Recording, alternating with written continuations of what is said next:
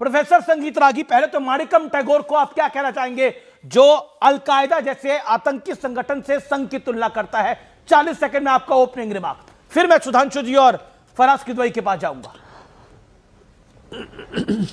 देखिए अमीश जी, कई बार जब हम आईटीओ से गुजरते हैं ना, तो कई विक्षिप्तों को हम लोग अपना कपड़ा फाड़ते हुए देखते हैं, तो उनके पर हम प्रतिक्रिया नहीं करते हैं, हम आगे बढ़ जाते हैं। आईटीओ से गुजरते हैं, क्या वैसे देखते ही हैं? माणिकम टैगोर का है, जब आईटीओ से गुजरते हैं तो कई ऐसे होते हैं जो विक्षिप्त मानसिक तौर पर होते हैं, वो अपना कपड़ा फाड़ते दिखते हैं और बहुत जोर जोर से चिल्ला रहे। कई बार गाली की भाषा होती है, बदतमीजी की भाषा होती है। तो कोई भी व्यक्ति जो होता है, सभ्य आचरण करने वाला व्यक्ति, आदमी समझता है कि इस विक्षिप्त से क्या बात किया जाए। जब कोई तार्किक बात हो, तथ्य के आधार पर बात हो, तब उसके साथ संवाद किया जा सकता है। जो गाली गलीज की भाषा यूज करता है उसके साथ संवाद नहीं किया जा सकता है। तो वो जो कुछ भी कह रहे हैं, वो कह रहे हैं कि भाई इन्हीं के एक पार्टी के नेता थे और कहते थे बोको हराम से तुलना करते थे राष्ट्रीय स्वयंसेवक संघ का।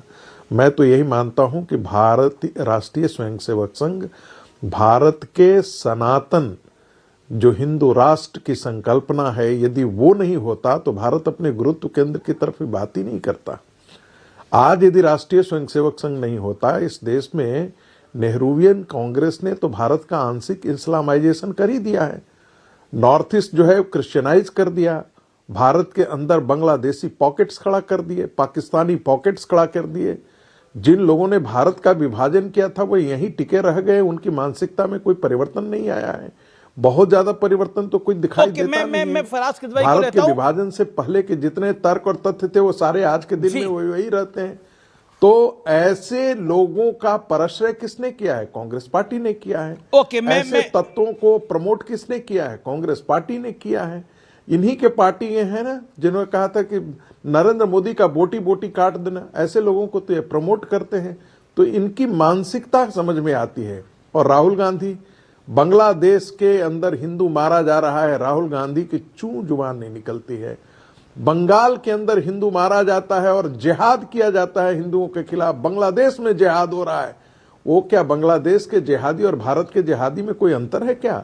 बिल्कुल ही नहीं है। ये तभी तक आपको अंतर दिखाई दे रहा है अमित जी, चूंकि भारत के अंदर अभी हिंदू मेजोरिटी है। जिस दिन ये माइनॉरिटी मेजोरिटी में कन्वर्ट कर देगा ना, okay, you made your point. मैंने आपको 1 मिनट दिया था लेकिन आपने 2-2.5 मिनट में अपनी बात को रखा। Okay professor ragi, you made your point. Okay, मैं रुक करता हूं फराज किदवई का। फराज किदवई, आरएसएस क्या कोई आतंकी संगठन है, ऐसा आप मानते हैं जो माणिकम टैगोर लिख रहे हैं, कह रहे हैं? नहीं अमीर जी, मैं ऐसा बिल्कुल नहीं मानता हूं। और मैं अपने कांग्रेस के जो साथी हैं उनको मैं ये बिल्कुल मशवरा देना चाहता हूं कि ऐसी कोई बातें ना करें जिससे भारतीय जनता पार्टी और आरएसएस को पानी और खाद मिले। अमीर जी, आपने अपने शुरुआती जो आपका एड्रेस था उसमें बहुत अच्छी अच्छी चीजें बताई और काफी उससे नॉलेज भी बढ़ती है हम लोगों की। सरदार पटेल जी के बारे में आपने बात की, अंबेडकर जी के बारे में बात की, गांधी जी के बारे में बात की। वैसे तो बहुत कुछ है, सरदार पटेल जी ने भी बहुत कुछ लिखा है, अंबेडकर साहब ने भी बहुत कुछ लिखा है, उसके लिए ऊपर लंबी चर्चा हो सकती है। लेकिन हम एक छोटी सी चीज बता देते हैं कि 1949 में सरदार पटेल ने जयपुर में आरएसएस के लिए कुछ कहा था। उन्होंने कहा था कि हम आरएसएस या किसी भी दूसरे सांप्रदायिक संगठन को देश को गुलामी या बंटवारे के रास्ते पर वापस नहीं जाने देंगे। तो ये सरदार पटेल जी ने यह भी लिखा था। तो मुझे लगता है कि पूरी बात अगर हो तो देश के लोगों के पास अच्छी आती है। अभी यह हुआ कि इनसे सीखें क्या, अमीर जी आपने भी बोला और शायद किसी और साथी ने तो इनसे क्या सीखें हम? इनसे यह सीखें कि अगर कोई बलात्कारी हो और वो इनकी आइडियोलॉजी का हो तो उसको माला पहनाओ। इनसे यह सीखें यार, इसको ये जरा आरएसएस से क्या सीखें? इनसे यह सीखें कि अगर गांधी जी की हत्या हो जाए तो उसके बाद में मिठाई बांटो। इनसे क्या सीखें कि भारत के संविधान को रिजेक्ट कर दो। इनसे क्या सीखें? अब आप देखिए कि इनसे क्या हम यह सीखें कि के सुदर्शन जी बोलते हैं कि the English culture connects our children to lesbianism and free sex which is not objectionable in west. तो क्या इंग्लिश कल्चर से हम ये हिंदी हिंदी हिंदी आरएसएस से ये सीखे? हां, मैं बता देता हूं क्या हम इनसे यह सीखें कि एज पर मिस्टर के सुदर्शन जो इंग्लिश कल्चर है वो लेस्बियनिज्म को आगे बढ़ाता है और फ्री सेक्स को आगे बढ़ाता है? तो इनके आइडियोलॉग से क्या हम यह सीखें? इंग्लिश स्कूल में क्या इसीलिए पढ़ाना हम अपने बच्चों को छोड़ दें? और ये ऑर्गेनाइजर में छपा, तो मैं अपने मन से नहीं बोल रहा हूं, कहिएगा तो किताब बता दूंगा। ओके, मैं सुधांशु त्रिवेदी का रुख करता हूं, उसके बाद मैं कांग्रेस के पास चलूंगा। ओके, सुधांशु त्रिवेदी जवाब। देखिए, फराज किदवई साहब ने जयपुर में जिस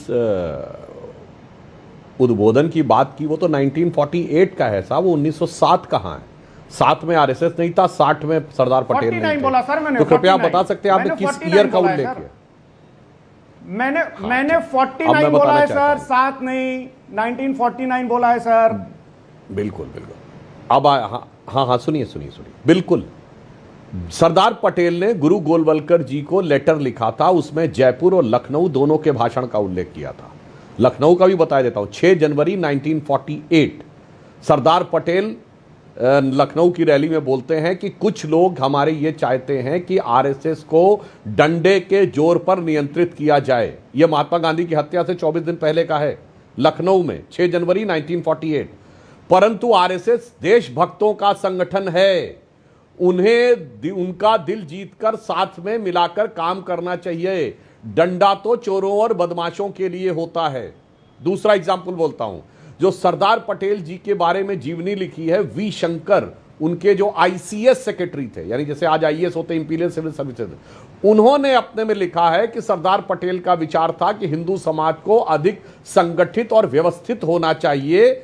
इससे अपने अंदर की वह एकता को मजबूत रख सकेगा और मुस्लिम समाज की एग्रेसिवनेस को बेहतर ढंग से टैकल कर सकेगा। इसके आगे वी शंकर लिखते हैं, इस दृष्टि से उनके विचार आरएसएस के बहुत नजदीक थे।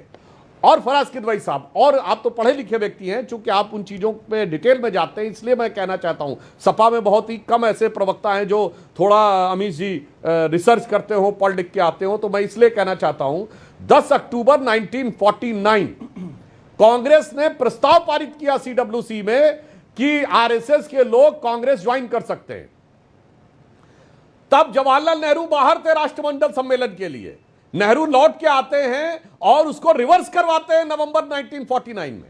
और द्वारका प्रसाद मिश्रा जो कांग्रेस के बड़े वरिष्ठ नेता थे, बाद में मध्य प्रदेश के चीफ मिनिस्टर भी रहे, उन्होंने इस पे आश्चर्य व्यक्त किया कि भाई जब जमाते इस्लामी के लोग कांग्रेस ज्वाइन कर सकते हैं, उनके लिए समस्या नहीं है, तो राष्ट्रीय स्वयंसेवक संघ जैसे राष्ट्रभक्त संगठन के लिए समस्या क्या है? यह समझ से बाहर है। और फिर जो आपने कहा डॉक्टर अंबेडकर ने जो बोला है और जो अन्य चीजों में बोला है, फराज साहब, डॉक्टर अंबेडकर ने जो बोला है अगर वो पता लग जाए तो मुझे लगता है कांग्रेस वालों के तो पैर के नीचे की जमीन सरक जाएगी।